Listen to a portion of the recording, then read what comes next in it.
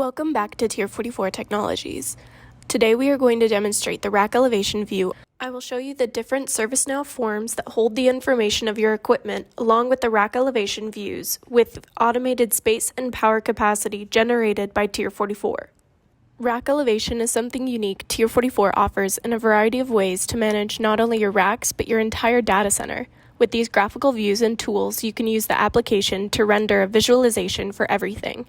In order to render the rack elevation and show the table of information on the right with space and power as shown here, you have to know what equipment is contained in the rack and have the proper reference information on the equipment to render such a view with Tier44. Starting out with the server list of ServiceNow, this shows the list of servers in this particular data center. You can see the name, manufacturer, model ID, operating system, and version with the class for each item. You have all of your servers listed here, but how do you know where they are located in the rack, or where the rack is located in the room? We can click into a server to get more detailed information. Some of it is maintained, some is pulled from Discovery, and the rest is associated with the configuration item with the asset. This specific record is from the CMDB CI server record stored in the CMDB. We have more information, but we still can't answer our previous questions.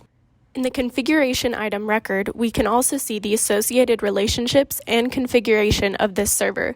We can also see the dependency view, which shows contained by relationship with equipment and the rack where this server is stored. We can go back and look at more records of this server, such as the ALM asset form, where all information regarding the server, such as financial, contracts, and allocations, are stored.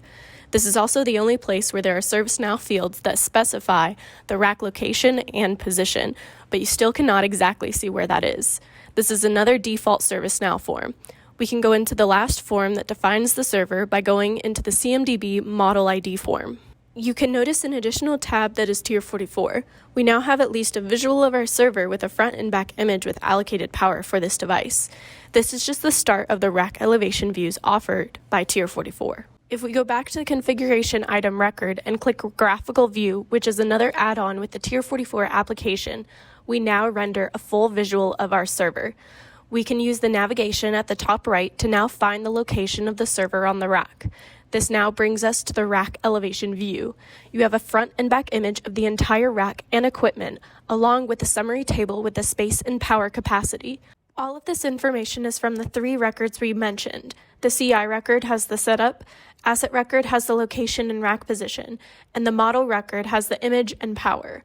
With all of these configured properly, now a server can be added to the rack by creating a relationship. We can go into the relationship builder from Tier44 to create this manually. It is as easy as searching the server and selecting available interfaces and connecting it. The changes are immediate on the rack elevation view. We can already see the new server that was added. An alternative way to create a relationship to render the equipment in the rack is by going to the ALM asset record and specifying the rack unit position and the rack location. Then a business rule can be created to automatically set up the relationship. Rack elevation views are rendered by Tier44 when the structure in ServiceNow is set up accordingly. You have space and power aggregations calculated for you to properly manage your rack. If you want to see it yourself with your current rack management, visit the ServiceNow store to request a free trial.